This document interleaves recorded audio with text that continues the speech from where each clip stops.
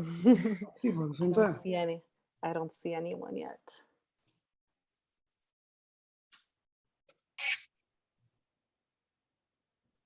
Hello, everyone. Let's see. Welcome, welcome, everyone.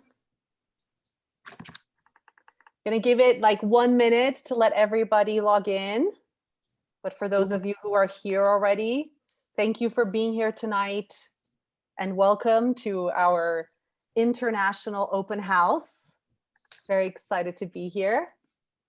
So I'm speaking from Brazil. I'm sure that the crowd that's here is super international. I'm in São Paulo, Brazil. So put in the chat where you guys are from. Would love to know where everybody is speaking from.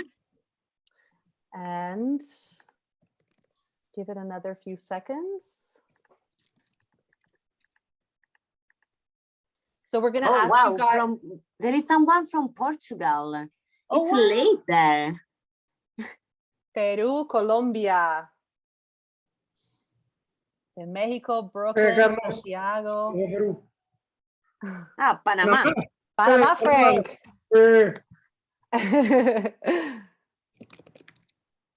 That's awesome, you guys. I have to say, during this quarantine, I feel so connected just reading all the country names. I'm like, oh my God, I'm connected to people.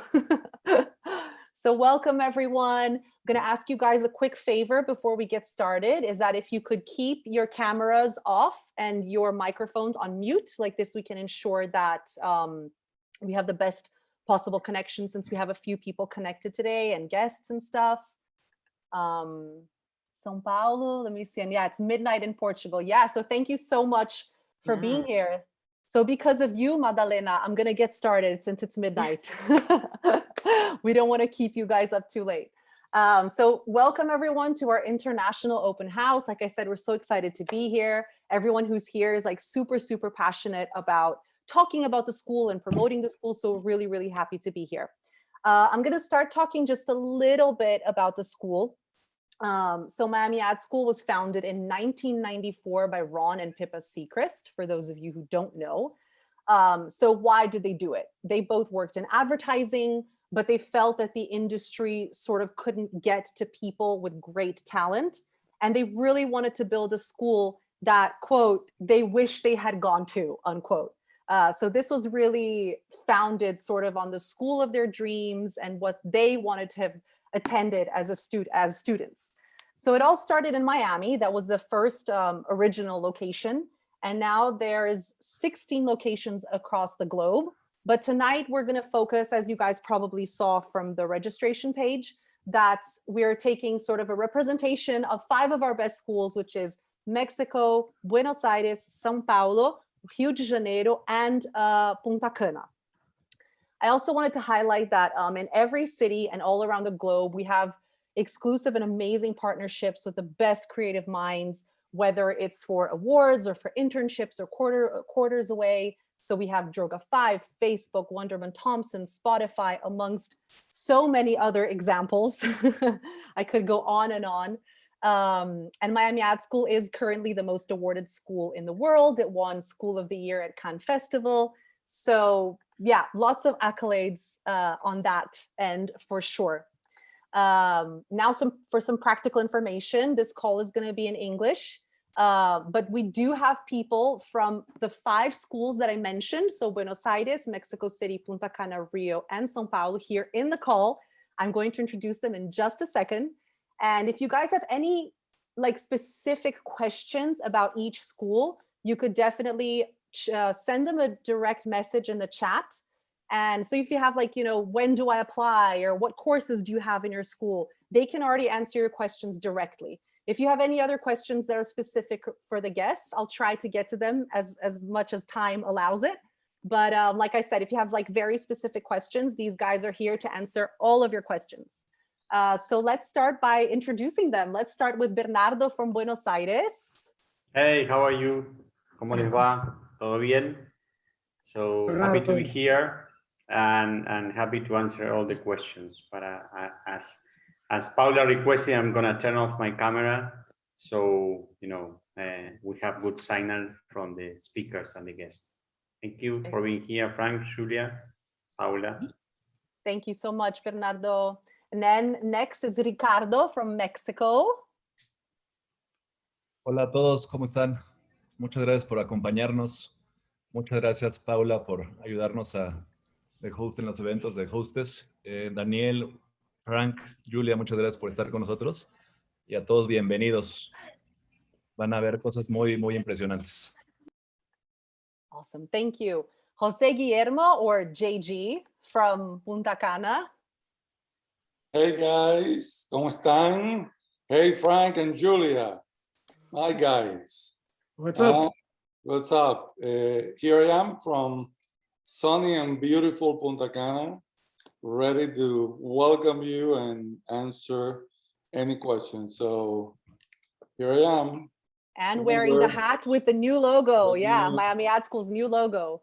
Hey, send us some swag. We want hats. We want hats. Yes, if you behave, I'll send you some. I promise I'm going to try my best. Okay, take care, guys.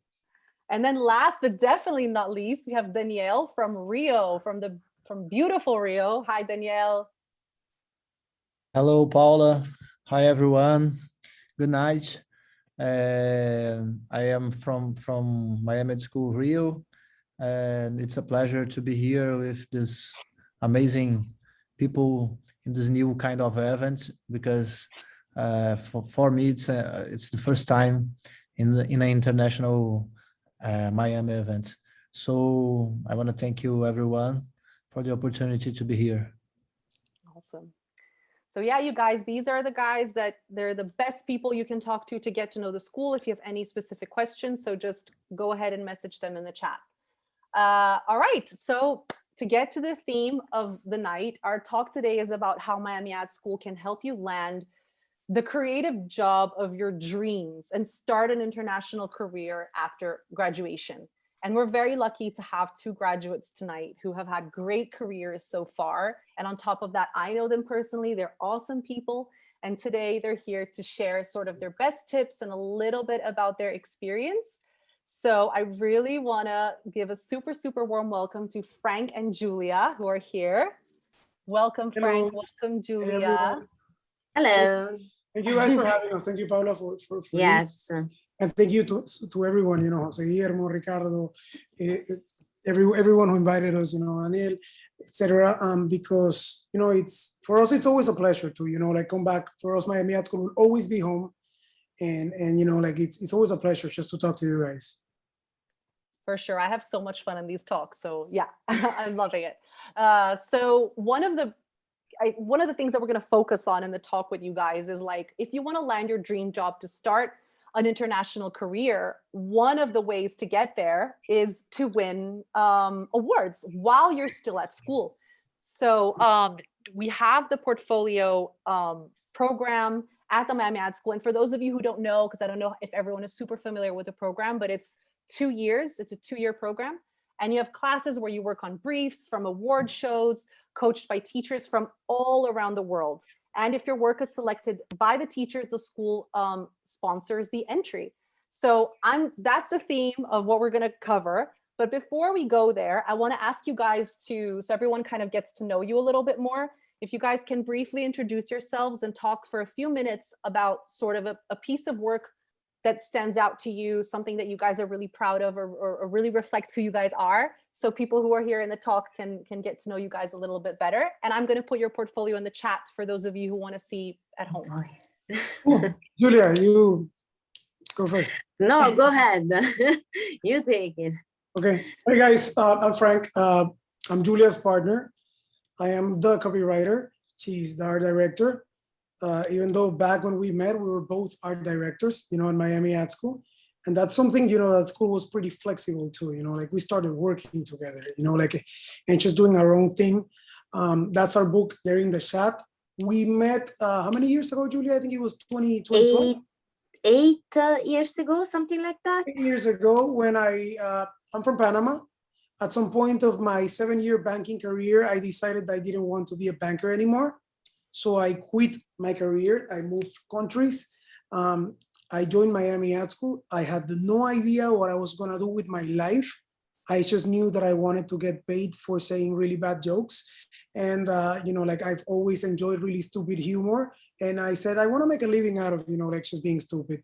And that's where I met Julia. And, like we've been stupid together for the past 8 years of our lives. And we met with a project that at the moment we thought we were going to win every single award. However, we didn't win anything, but we won the partnership, which, for us, that's way better than, than any award, because it's very important to find that one person that you can just bounce ideas with, and just that person who completes, we're not Frank, we're not Julia. When it comes to creative, we are Frank and Julia, and or Julia and Frank, or whatever, the order of the names doesn't really make any difference. But so that we met at Miami Art School. We talking about awards, we knew that we needed a visa in order to stay in this country. So that was our goal. So we focused since our early days in school into like, we're not gonna go back to our countries. We're just gonna stay here, and we're gonna find a way to do this. And that way of doing it was through awards. So we really put, like, boom, let's do this. When we were in school, I don't know how, we actually made it. We got our first job. We started freelancing for a while. Then we joined Droga 5 for 3 years. Then we joined GOT for 3 years. And now we can't tell you where we're going, but we're becoming creative directors in another agency that I can't name right now, because come on. So again, like talking about, like your dream job, I think every single creative joins Miami Art School with that dream of, like of that title. And we realize, that title is a lot of responsibility. So Julia, I'm sorry if I told you could have gone first. Now you're like, what? No, that was great. Julia. Yeah, what Frank said. No, I'm kidding. So yes, the part where our paths met, it's the same story, but before that, I was a social media manager and a journalist in Italy. So I wrote a lot, and I felt that somehow I needed some tools more, some things that would put things into the visual part of it. And that's why I joined Miami Art School as an art director. And I'm really glad that I met Frank, because I knew I would never like leave the writing part. It's just a part of who I am. And the partnership with Frank has been such in harmony, because both, yes, we had, the more the time passed, the more we had to split, in the sense to have titles. But I always like to say, which is true, that yes, things get hectic. He needs to take care of the copy, and I need to take care of the art, but nothing goes out without him taking a look at it, because he has fresh eyes on the art. And he always passes me the copy that he writes, because sometimes, not every time, but sometimes I can make some good jokes. Not tons. Good jokes. Tons and terrible. You've been punning lately. Yes, but after 8 years. That then it goes out in the world and people see, like copywriter, and they think it's my pun, but it was actually Julia's. So, So sometimes I can come up with good jokes as well. But yes. No, I'm kidding. Like it's been an in harmony, this partnership, since the beginning, and it's one of the most important things that you can find in Miami Art School, because you get to work with a lot of people from different quarters. Frank and I are from different quarters, and those awards that you were mentioning, Paula, help also in that. So you are partnering with different quarters people, and you find the match. I always say I have worked very well with probably 2 people in Miami Art School, like people that I wanted to go in the industry with. And one of them, it's been my partner for the past 8 years. So and the other one's going to be her next partner, because it's not. No. Yeah, but I think it's really cool that no, go ahead, finish. No, go ahead. Okay. Yeah, I thought it was a great point that you brought up, which is the fact that students from different quarters, so it's 8 quarters for the 2 years, and that you're not always with people from your quarter. Actually, most of the time you're quite mixed. So you'll be working with students that are maybe a year ahead of you. So I remember that was one of my favorite things about studying there, because it's like you're only as held back as you want to be, because you can work with people that are already a year ahead of you. So that's really cool. Another thing that I think is really cool about you guys is that you both came from very different backgrounds. Like you both were not in advertising. And I think that's something that, especially speaking to the directors, sometimes a lot of people hesitate to go into ad school or change their careers, but both of you did that. And especially Frank we even have another talk about it, where a lot of people would have considered themselves old. And I say that because, right? And Julia being a journalist and then becoming an art director. Can you guys touch on this aspect of sort of really taking that leap and making a transition for something that you guys really wanted? No, absolutely. I think you go ahead, Julia. I start one on one. Yes, go ahead.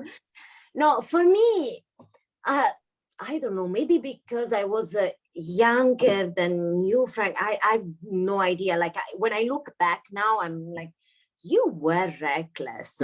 I had I started a career. I already touched on the point of being an intern. So I spoke with my employer at the time, and they told me, no, we want to hire you. And I already took the decision to go in a country. So I went for 7 months in Ireland. I have to do this bracket thing in Ireland to learn English. I didn't know anyone. I started working in a hostel. I cleaned the bathroom and then worked at the reception just to pay myself the school for English. So that's what I did. And so I went as a train. I was, yes, I'm going to Ireland, and then I'm applying for Miami Art School, and then I'm gonna do art direction, something that no one in my family or in my small circle of friends knew what advertising was. So I don't know. I just it sounds very utopic and naive, but I felt that I wanted to do advertising, and until I went to the end of it, like put your head on top of the wall. I don't know what's the expression, but hit your head on top of the wall, I wouldn't be satisfied. So I followed that dream until now. I think I'm having fun, and I'm getting some pat in the back, and I'm happy about it. And I don't know if I would have done it now. Probably yes. It's it's that spirit of creative people. You are never satisfied. You're always looking for something new, and that's one of the reasons why we also jumped recently job to an agency that I can't tell the name. Oh my God, you guys are killing us. Ugh. No, absolutely. I agree, Julia. It's just going, there's a comment in the chat of someone called Wacho that I called by mistake Macho. And I started laughing. That was funny, yeah. Julia was talking about cleaning bathrooms, and suddenly I was laughing, and I'm like, Julia, I'm not making fun of you. There's, that's just autocorrect. Sorry, so Wacho. You want to read the question, Frank, just so people know? Yes, Wacho was saying that I'm 30 years old, I'm a dancer, but I feel old right now to start this career. And I want to say, I was 30 years old at the time that I was a vice president at a bank back home in Panama. I had the perfect life, if you could look at it, from afar, great salary. I didn't know what to do with that amount of money, but then I found a use for that amount of money. And that use was actually, going to Miami Art School, because, starting from scratch. So I decided to quit everything in my life, move out of my country, start everything from scratch. And going back to that thing about, feeling 30 years old, being old, whatever, I remember sitting in that, let's address the big elephant in the room. I remember sitting in the auditorium, and while my classmates were saying, hey, my name is Mike, and I'm 22 years old. Another one, hey, my name is blah, blah, blah. I'm Soham, and I'm blah, blah, blah. Everyone was on their 20s. And then, in my head, I was just like, fuck, what did I do? I'm just gonna say it. Hey, my name is Frank, and I'm on my early 30s. And nobody said anything.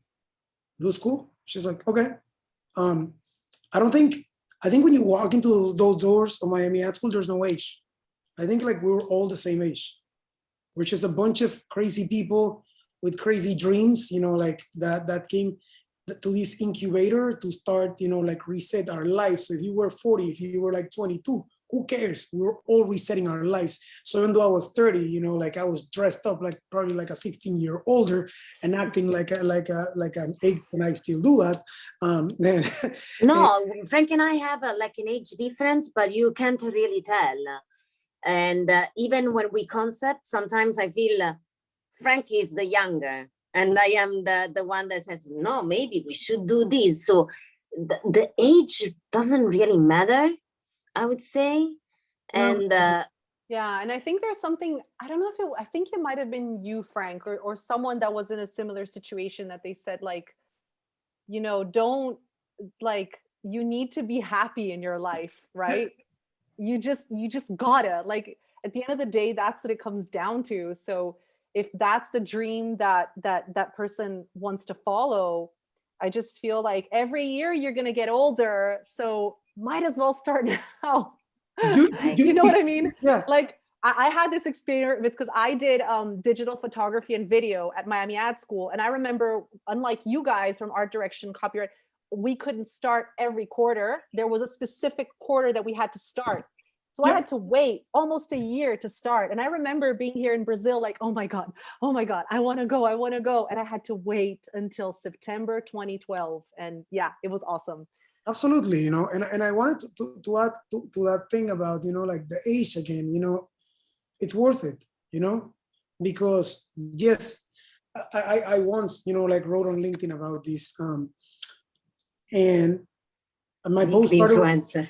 The time that I started becoming, I tried becoming a LinkedIn influencer, and I remember being there and just sitting with Julia, but when we were interns, and we, I was already like 10 years, older than the rest of the interns, or I was older than my creative directors, and all of those things, and trust me, it's all in your head.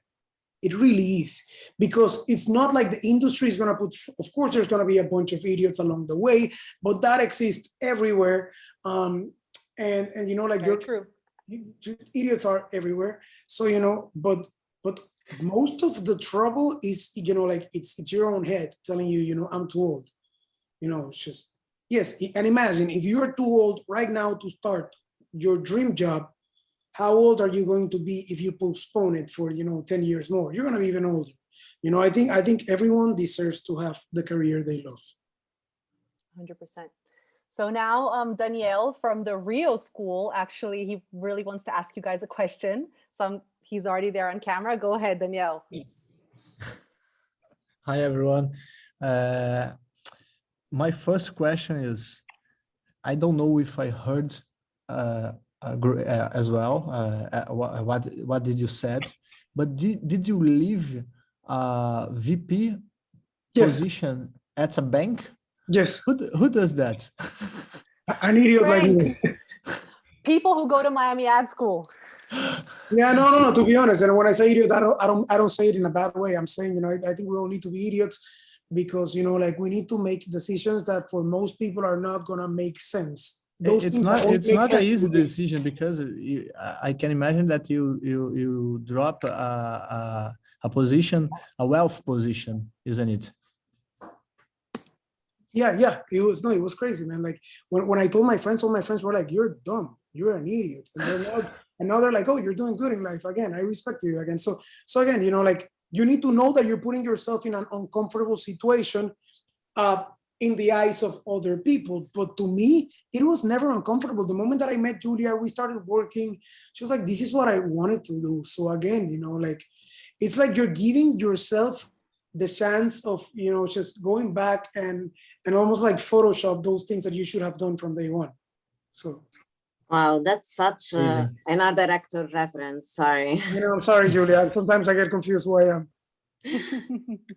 And after that, then now you are both creative directors, and I would like to know what do you think about the future of the advertising? Here in Rio and Brazil, the most people I know who work at the industry, they are not satisfied. They are unhappy now, because a lot of I think that the industry is changing quickly, and there are a lot of opportunities, but it's not so how can I say that, Motivating? it's not so artistic than the past it was to be, and many professionals, they are leaving the advertising ages markets and going to companies, media places, startups. And what do you think about this kind of movement? As Paula told in the beginning, we have a lot of partners here, and in the past, most of that partners was agencies, was agents and design offices. Now we have Facebook, Spotify, Rede Globo here in Brazil, a lot of companies. And so what do you think about this movement? What do you think about this new ecosystem? Cool. Julia, you want to start? Do you want me? No, go ahead. No, I was gonna say that, there's a position for everyone out there, okay? And remember when we were in ad school that a lot of people were saying, like, I want to be at Wyden, I want to be at blank, I want to be at blank, blah, blank, and we tend to idolize a lot of agencies. And I think, I learned this at Jose Guillermo's class, that's the most valuable thing that you have. Even before you want to know where you want to go, you need to know yourself. Like really, and by knowing yourself, it sounds cliche, but like really knowing, what your SWOT analysis is, like what are your strengths, what are, like your weaknesses, what are, like all of those things, and what type of work you crave doing, and that's gonna tell you where you should go. And there is no right or wrong. If you want to be a creative, in pharma, you should be doing pharma.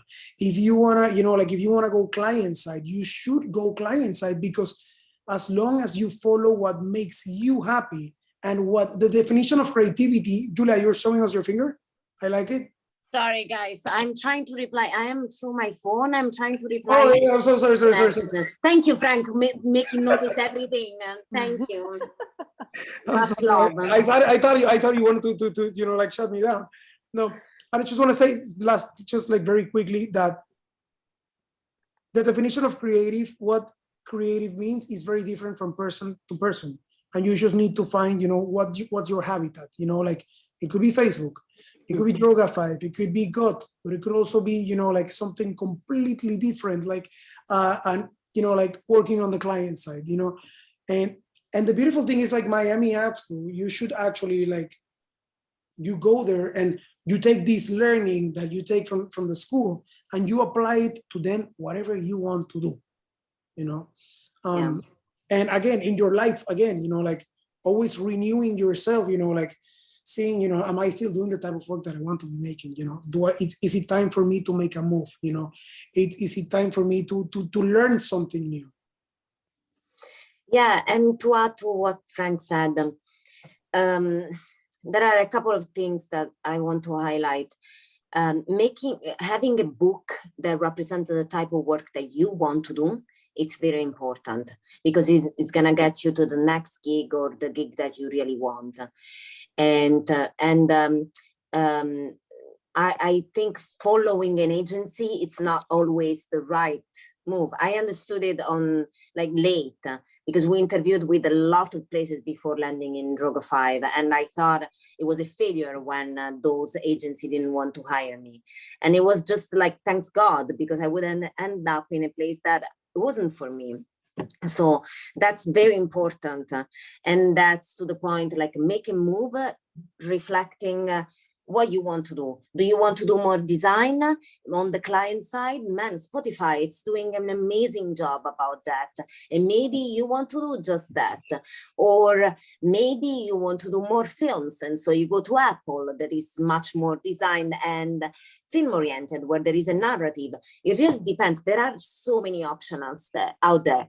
And as to your point, that Daniel, that you are asking, how do you keep motivating the people that decide that they want to stay in the agency?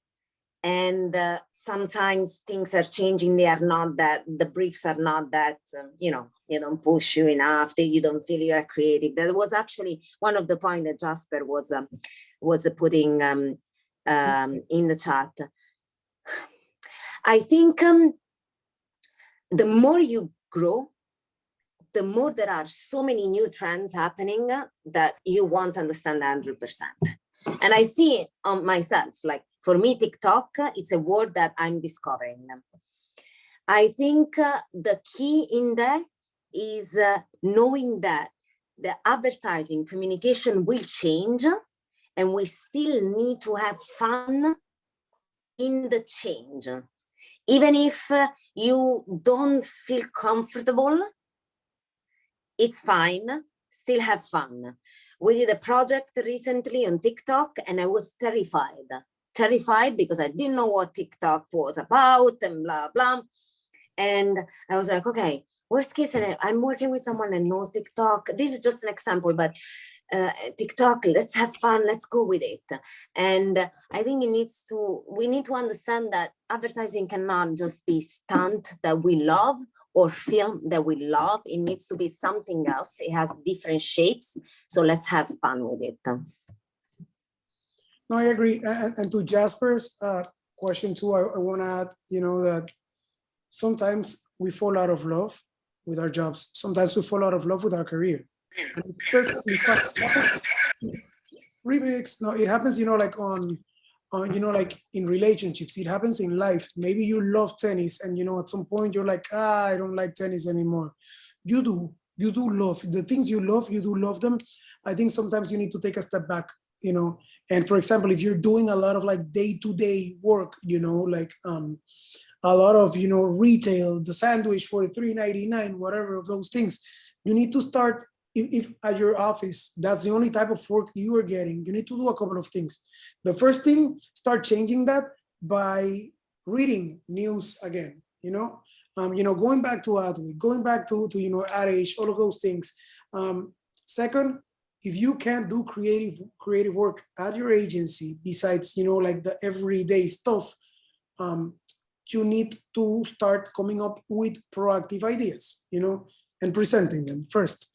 If they don't take them, you know, they don't want the proactivity, you can do personal projects. While if you feel this is affecting you, you probably should, you know, like take a look at other places, you know, but at the same time, just, you know, like not doing it during your 8 to 5 or, you know, whatever, you know, like schedule you have,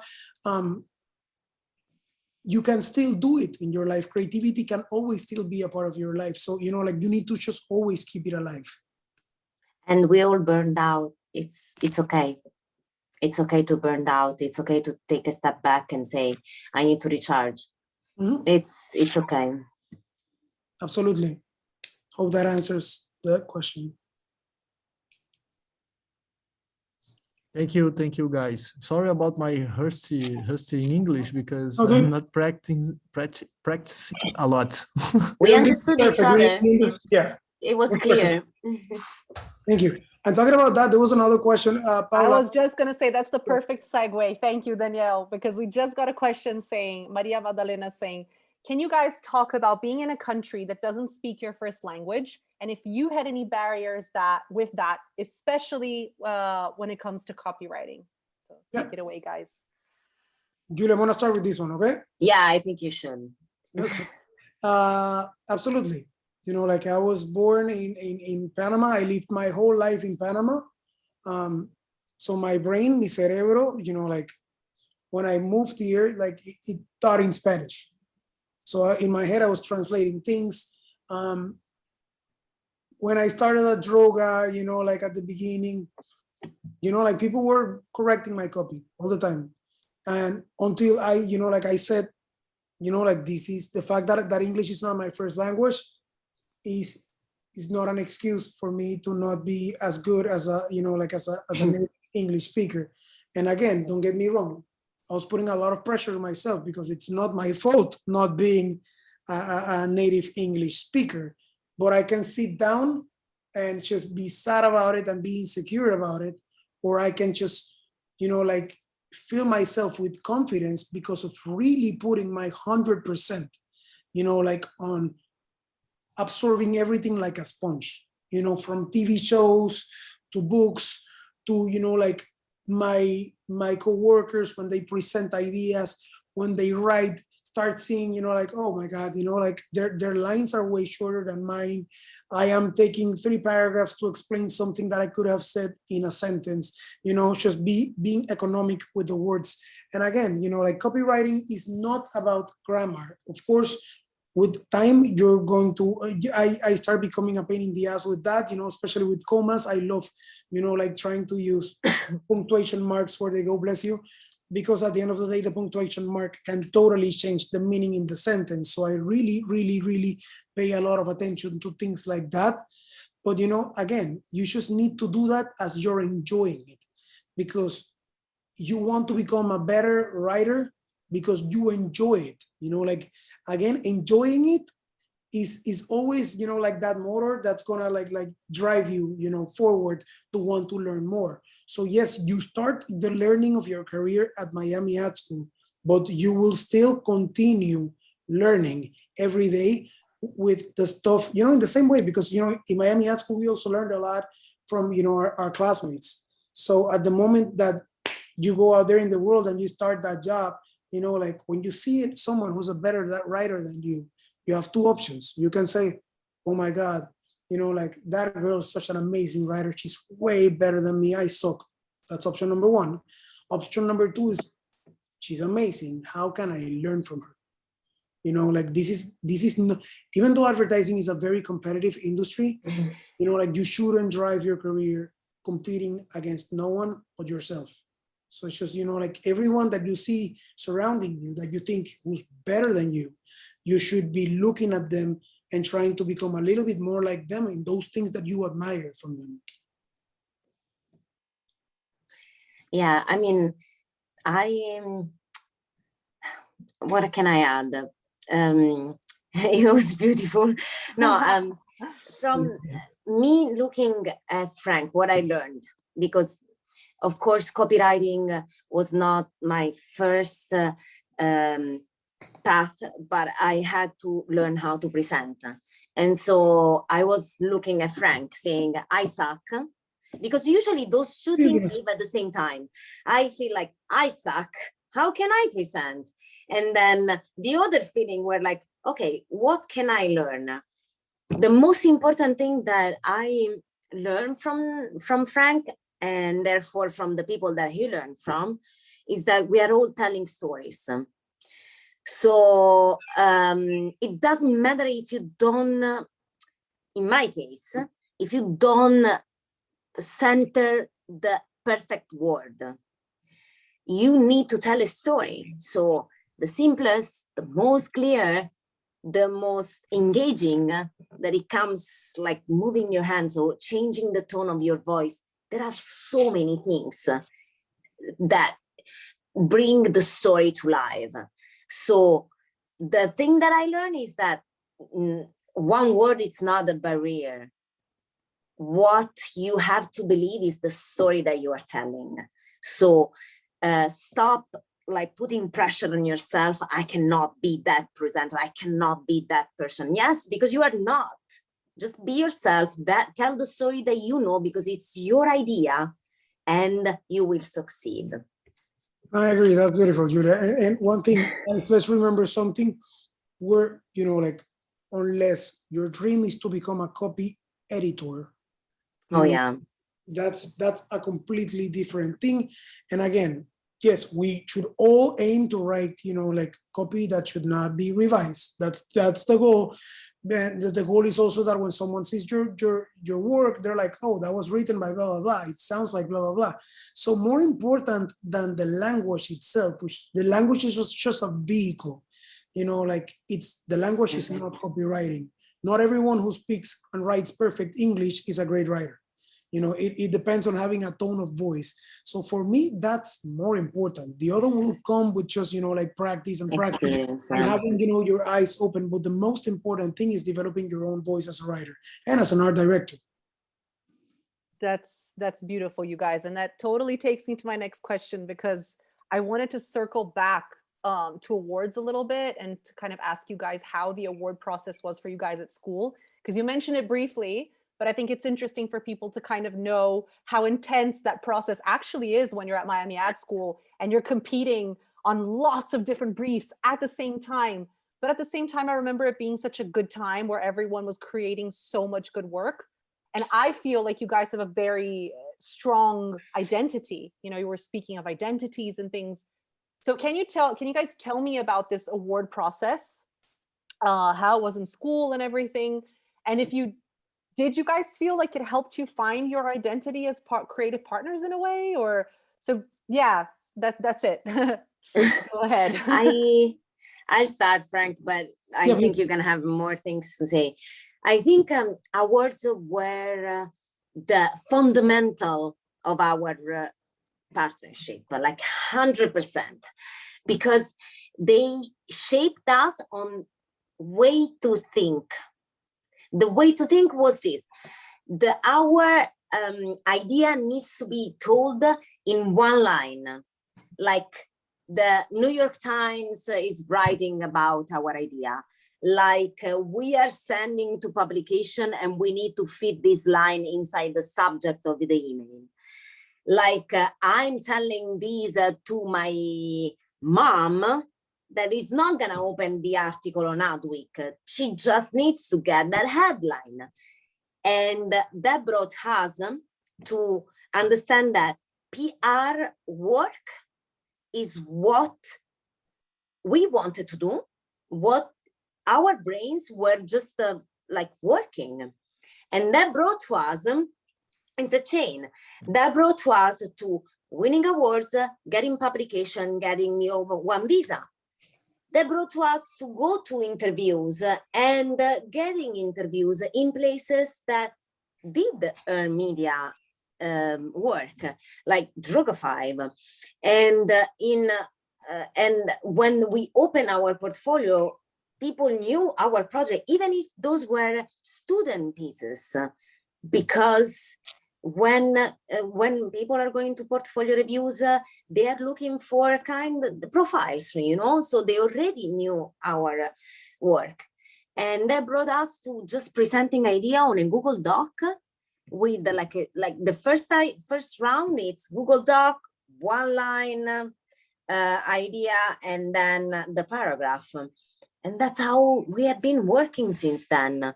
I think that just shaped us and the kind of career that we wanted without even knowing it at the beginning.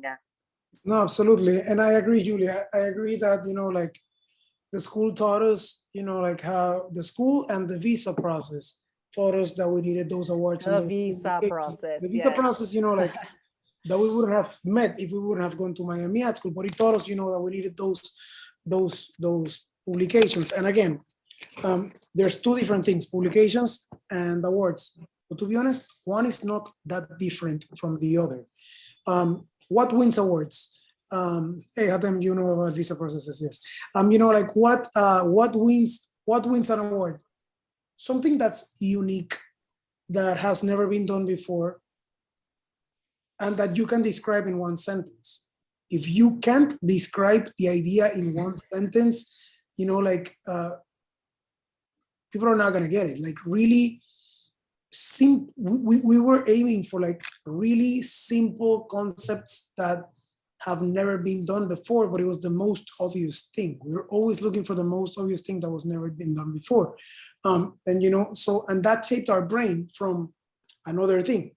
Award shows are not 360 campaigns normally. Yes, there is an integrated thing, but you still need to describe that integrated campaign in one line. you know. And most of what we were submitting to award shows was, like in the activation category, like the print, like very simple one-offs. And those one-offs, like that's still the type of work we continued doing, throughout our career. And to be honest, like a lot of the stuff that we were producing at the beginning, we still liked more the stuff that we did when we were in school. That's why our book, like had a lot. Our book still have, I think we have like, I forgot how many pieces, like Sure. no, yeah, but I don't know how many pieces we have in the book, which is like 15 or something like that. And we still have to add new things because we produce a lot of work in our last agency, we're blessed by that. But we have two pieces that probably will never leave our book. And those were from Miami Ad School. One was Underground Stations. It was the first campaign that ever got us an award. That's always gonna live in our book. It doesn't matter what the hell we've produced, because like you could win a Grand Prix, but that got us our first visa. Grand Prix, first visa, I can work in this country because of that Grand Prix. Yes, of course, that will unlock other things in life, I'm sure. But again, that, and the other one was a campaign that we did for Boston Pizza. That one got us a YGA, a Young Guns. And that one, the wife of Felix Richter, she was who's now the CCO at Droga. She was a jury at this, and we won that award. And she showed it to Felix, and she said, "I think you should hire these people." And that's the campaign that got us our first job at Droga 5. So our first job was, we got it because of an award that we won at Miami Ad School directly. Amazing. What other tips do you guys have? Julia, maybe you can share something as well. Like, what are practical sort of, then you've already started mentioning it now. Is there anything else that you guys can sort of advise people on how to win awards, or anything else that comes to mind before our last couple of questions? I think, okay. So I always liked how the school was structured, because the first year for me was enjoying school, enjoying learning all the tools. The second year, it's what you make out of it, because the school gives you classes, gives you the possibility to do internships, but then it's on you, and that's the freedom that I loved. To apply for awards. They pay for your awards. Take the chance to do it. So they also structure some classes where you can present to people in the industry, to possible judges, work that you're gonna be submitting. So for me, that was a gold, because I was already set for success. I just needed my ideas, just push through it. I think that was one thing that opened my eyes, saying, okay, now I have all the tools, and now it's on me to just push it. Amazing. And I think one other thing that you guys mentioned as well is kind of like a tip. It's kind of like seeing what briefs vibe with you as well. Like, oh, this Yes, true. brief really interests me. This one really interests me. And then try to sort of curate that. Of course, like you said, at first you don't do it as consciously, but then at one point it does become a bit more conscious, and you can make like specific choices. Yeah, I agree. And I wanted to add something about awards. When you're working like on a D&AD, one of these award shows that basically they're brief based, okay? You can have a brilliant, amazing idea and not win anything. Why? Because you need to make sure that you're checking all the boxes that the brief tells you. If you have an idea that it's amazing, it's brilliant, it's an innovative use of media, something that has never been done before, but your brief said drive trial, and your idea does not drive trial, but does everything else that the brief asked, you're not going to win anything. And that's also a great teacher, because as you join an agency, for example, when at God, we many times have, I work in brands like Popeyes, that put out a lot of products every day. Sometimes the briefs said drive trial. And it's the same thing that award too. If your idea doesn't drive trial at the core of the idea, it shouldn't be like, and you put an add-on to make the brief, make it work for the brief. It should be at the core of the idea. If your idea doesn't have that at the core of the idea, you don't have a chance in that workshop. Now, that being said, that took us to other conversations that we've had with students. Sometimes you have an amazing idea, but it's off brief. You know, it doesn't check that box. What should you do? We think if you have an amazing idea and it's brilliant, one of those things that you're like, oh my God, this is amazing. You should probably put that one in your book, you know, even if, unless the one that hits the brief, you like it more, but you know, like between the two, the one that you should put in your book should not necessarily be, unless you win that award, of course, but put the one that you like the most, the one that represents you the most. We have a question, one last question from the chat. So Priscilla Yes. wants to know, what was that one class, or I guess if there was that, what was the class that shaped you guys into finding your voice as creatives at school? Cool. Mine, personally, I think, I don't even remember the name of the class, but it was one class where they told me that I sucked at everything I was doing, that I would never have a success in this career. I think that turned around my head saying, okay, this is not an objective career, this is a subjective career. My idea will not be liked by, see, I'm glad I'm not the only one. Yeah, I said so that it's happens. okay. It's okay. I think, yes, it was my first quarter. Yay! But it's great. I think it's an important point. You understand that this career, it's not objective, it's subjective. You're gonna find the people that don't like your idea, and it's okay. The important thing, two things that I've learned from that. First, always a good person that is above you or someone that you are working with tells you why that doesn't work. If it's why, that's the person that you want to work with, because you can change the idea based on the feedback. If they don't give feedback, or they give feedback like, yeah, I don't know, maybe, you know what I mean? No, that's not a feedback. You don't want to work with that person. The second thing that I've learned is that never change the way your idea work, because that will lead you to the agency you fit in. Not always the agency, I stressed this point even before, the agency that you think it's right for you, it's right for you. Because maybe the idea that you have, or you as creative, it's not exactly what it's right. So it's okay if someone tells you that you suck, or you're never gonna make it, because you will, just not working with that person or the agency where she or he fits in, you won't fit in. It's easy. Absolutely. I you know, like I also had experiences like that, but I think throughout my career, and it's normal, guys. You know, I just want to address these before talking about my favorite class, but I just want to address that it's normal to find this, and to be honest, it's good to find this, because you start developing this thick skin, and you can only, you know, like confidence is only born when you're being attacked. If you're not being attacked, you know, like anyone can be confident. So the only way to test your confidence is by, you know, like being, you know, having, you know, like having people trying to shoot you down, you know, like, and that, you know, like regardless of your level as creative director, whatever, you know, like student, or even before joining. So I think actually that's positive.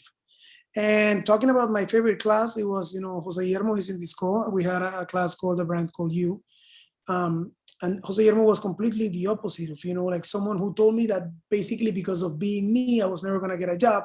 And Jose Guillermo pushed me like, no, be more you, man, be way more you, more you. And he pushed me to a point that I was just like, man, like I can't even present this, you know, like it's scaring me. what he's, you know, like, and so I'm always going to be thankful for him, to him for that, for, you know, just pushing me in this world in which I had to be more me. And to be honest, you know, I built an entire career surrounding being me, you know, like with Julia, and Julia being her, you know, like, and the two of us being, you know, like these people that, you know, if you work with us, you know, we are, for the good and for the bad, but that's us, you know. And for us, it's very, very, very important always to stick honest to who we are, and that I learned in this class called The Brand Called You. Priscilla, saludos a Priscilla, and congratulations on your graduation. And Yes. Eric also, who's here on the chat. And by the way, I never took that class with JG, but that mantra just stick with me, and never forget it, Priscilla. Amazing. Yes. So we have one last question for you guys, unless somebody else wants to put one in the chat. So because you kind of spoke about some tips from sort of the student, I guess, perspective, or like when you guys were starting out. Now that you guys are going to be creative directors, I want to hear from you. What do you look for in a book to hire someone? Or then, like, you know what I mean? Like, does your advice change a little bit being on that end of things? Is there anything else you can add looking at things from that perspective, as in like, okay, now we're creative directors and we're responsible for hiring a team and looking at awards and what award this person won or that person won, or anything else that comes to mind? I think it's a two-tier thing. Before going in deep into you know, what do we look for in the book, want to say something that's really important for Julia and I. We don't hire books, you know, like, and I think we learned that from Anselmo Ramos, you know, like, and if Anselmo would have hired us for what we had in our book when we were at Droga, we wouldn't have done, if he wouldn't have hired us thinking that we were capable of doing just the type of work that we had in our book when we were at Droga, we would have never had the opportunity of doing, you know, like the almost 30 pieces that we did at GUT. So we believe that you have in your book only, you know, like what you've been able to, you know, like what your resources, what it depends on the resources that you have in front of you. Yes, no, you know, I absolutely, you cannot get a job at GUT without a book. Without a book. You have a book, but even No, a great book, what I'm saying is even a great book is not going to get your job. You know, no, like, yeah, and sorry, to complete, yes. we're not saying don't get a book. We're not saying that. I think GUT as well as us, I never look just at the book. No. I think it goes beyond. We talk to the people, we ask people that work with that person. It never stops to the book, because you have to see the potential behind that creative. Maybe they didn't have the opportunity to work on the right briefs for them. That's what Frank, I think you're trying to say, right? No, absolutely, yeah. And maybe you know the creative from somewhere else, you know, you've seen their work, you know, like, and that's very important. But now, being very technical about, you know, like, what do you see in a book? Guys, this is, you know, like, you are trying to put things together, right? You have a brand that does X type of work. And I'm going to try to talk about this in a very generic way, so it works, you know, for different people. Let's say, you know, like, you're a creative director who works at Droga, you know, like doing beautiful films. A creative director who works at Droga doing beautiful films is going to look for a book that has a lot of attention to detail, craft, beauty, you know, that in the writing, it's, you know, like, says very simple lines in ways that I've, you know, like, that I haven't seen before. If you're looking for someone, if you're a creative director, you know, that your account does comedy, you're going to look for books that have comedy. However, and that goes back to the point that I was saying before, you need to interview the people. You need to talk to other people, because maybe there's someone who's super, super, super, super funny, but never had the opportunity of, you know, working on funny projects, you know, or had one funny project, you know, like from art school, but, you know, like, that's it. So it is important to talk to the people, because who you are as a creative goes beyond, like the work you've done. That's one thing, but it's very important if you are applying for a job, like make sure that what you're sending, makes sense for that job you're applying. And also the other way around, ask yourself, why am I applying for this job? Do I even like doing beautiful films? Like if you don't like doing beautiful films, I wouldn't advise you at all just to work on doing those things just to get that job. You're looking at the wrong job. And normally when you're a good fit for something, your book already reflects that. Maybe you just need to take a look at your book and ask yourself, like, where do I think? If your book is really done in a way that 100% reflects who you are and the type of work that you want to be making. Yeah, and sorry, go ahead. No, I was going to say I interrupted you. Yes. No, that's fine. What I wanted to say to add to your point and to what Maria Maddalena was saying, you don't need a book to enter in GATT. You are tailoring your book to be in GATT. Going back to the point, you have to put in the book the things that you want to do, and then send that book to GATT. We're just like putting GATT as a name, but it could be another one. And then see if it makes sense. Sometimes it doesn't. You thought it would be right for you, but it's not. And it's perfectly fine. Some technical things to add to what Frank said, there are jobs where when you look for talent, there is a need for certain creatives for a certain account.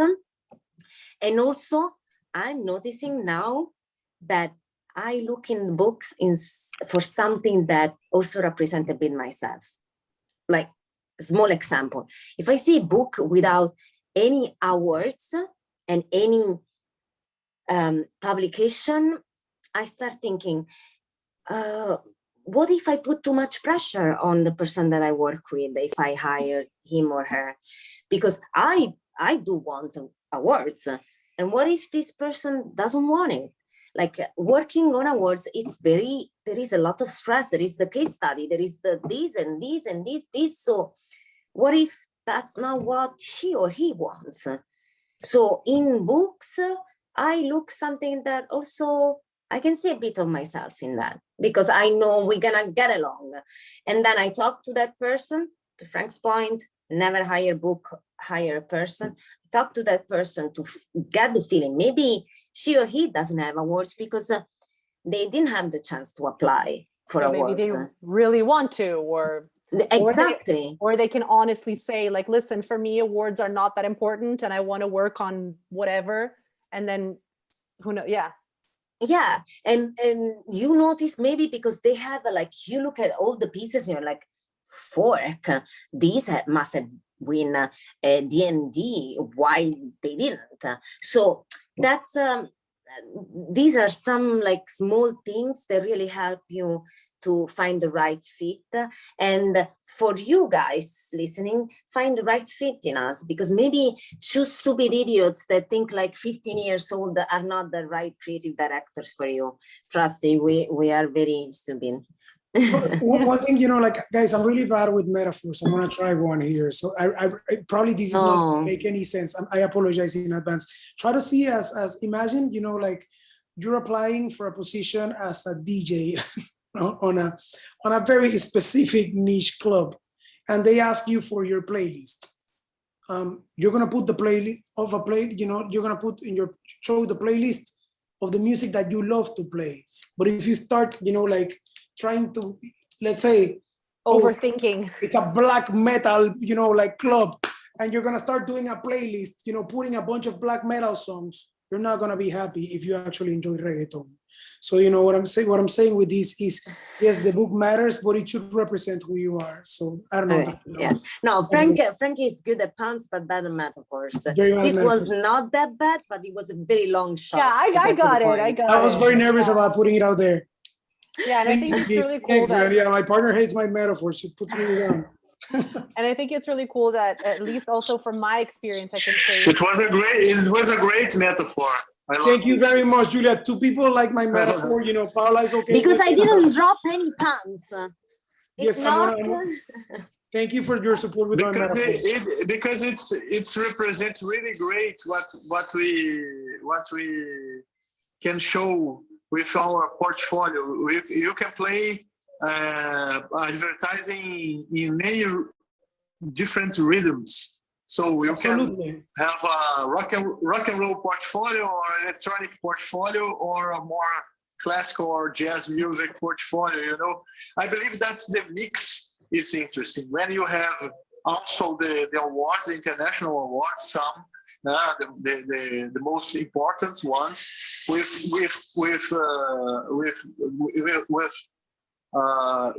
great digital cases and this new kind of advertising. But I believe that it's really important have big campaigns, real campaigns, real with great with a lot of impact as well, you know. Here in Brazil, we have Profissionais do Ano. It's a award from TV Globo, and you just won if you put your commercial at Globo. So it's a kind of old school advertising, but it's very important as well, you know. And this mix can really show what you can do. If you can do a great job with a great opportunity, okay, amazing. But I believe our professional is about to solving difficult problems most of the time, and some kind of this work, this advertising is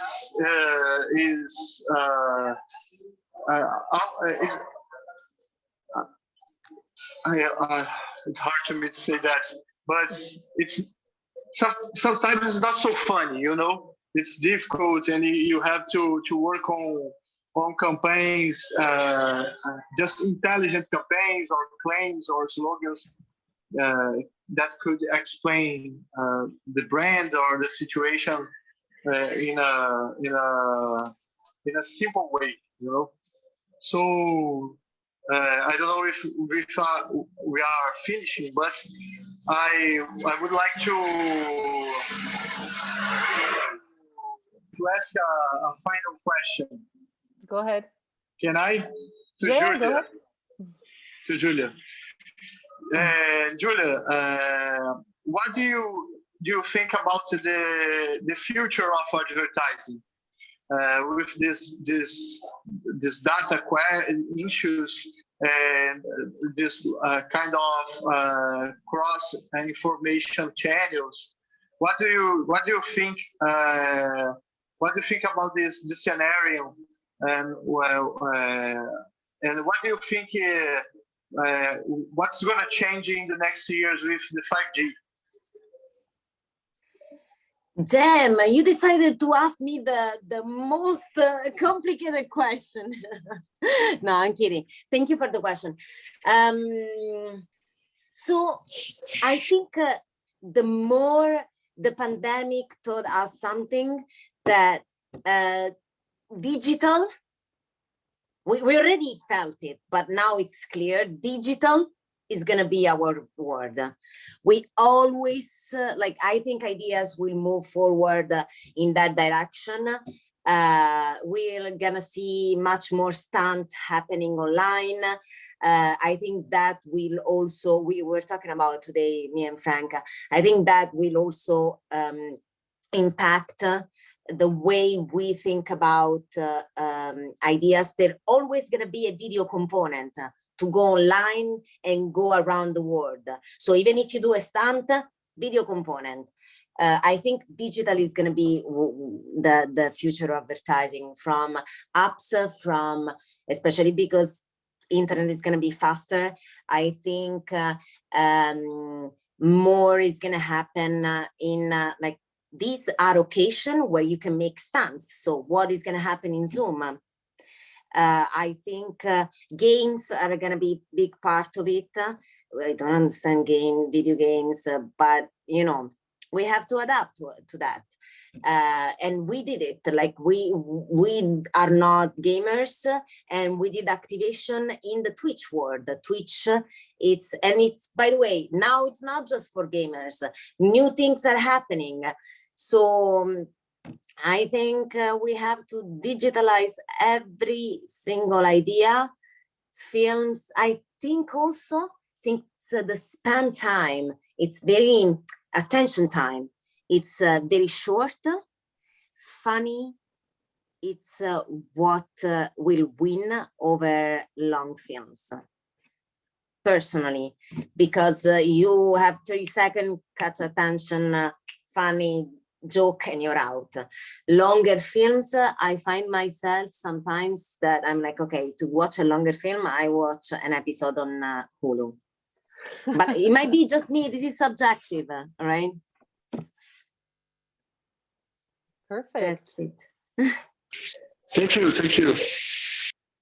All right. So I think that brings our talk to a close. I really want to thank everybody for being here at our international open house. This was so cool to hear. You know, like I said, I've interviewed you guys a few times before, but I always learn something new. So it's such a pleasure. And I want to thank everybody who's been here this whole time. It went a little bit over, but I think it was so interesting. It was totally worth it. And yeah, Frank is saying, if you guys have any questions, send it to them. And also the representatives of the school that are here, if you guys are interested in talking to them about the schools, do it. I think speaking from 3 former graduates here, we couldn't recommend the experience more. So that's it, you guys. Frank and Julia, thank you so much for everything. As usual, you guys are amazing and inspiring. And yeah, thank you so much. Thank you for having us, guys. and thank you for the questions, because we learn much more from the question than you couldn't think. Oh, thank you so much. Thank you, guys. Suerte, Karen, en Argentina. ¿Eh? Muy feliz por ti. Suerte, Karen. Oh, you are on mute, Daniel. Oh yeah, he is. Sorry, just to say thank you for the great opportunity, the answers, and it was amazing to participate of this event. Thank you so much. Very nice to See meet you you. next time. See you next time. For sure. Bye. See you Of course. soon. Thank Bye, you, guys. Have a Welcome, great night. Thank you, welcome to everyone. Miami School for everyone. Yes. Yes. Bye, Thanks, guys. If you have any Good questions night. about Miami Art School or anything, hit us up. Okay? Have a good night.